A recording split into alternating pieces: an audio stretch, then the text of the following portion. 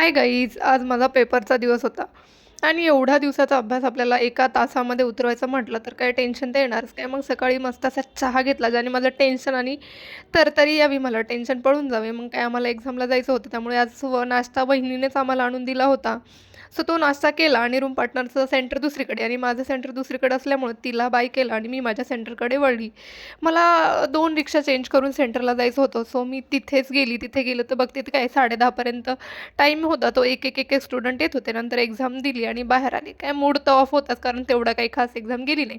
बाहेर येऊन पाहिलं काय माननीय मुख्यमंत्री साहेब त्यांचा काफिला आज माझ्या कर्मभूमीत होता. सो म्हटलं त्याच्यामुळेच एकही रिक्षा नव्हता आणि रस्त्याला एवढी सारी गर्दी. येतानाच बाहेरून खाण्यासाठी पार्सल घेऊन आलो कारण भूक खूप लागली होती.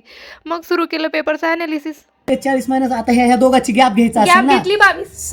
22 आहे ना. 22 हा, gap मी पण घेतली. घेतलं 22 भागिले 43. इथं आता भागिले 43. गॅप भागिले कोणाच्या कोणाचा हा, बरोबर. कोणाचा भागिले गुणिले 100 गुणिले कितीच्या टक्के 100. 1.16 ते मी काढून 22.12 मारला. माझं एक गेलं तिथं. तू आन्सर काढली ना बरोबर. पहिले 22 अगं गडबड वेळ कुठे जाऊ लागला समोर म्हणून म्हटलं चला 22.12 त्याचा गॅप आला. अबे, मी तर सोडून नाही का आता 22 ला भाग कसं म्हणून मी ते सोडूनच दिलं.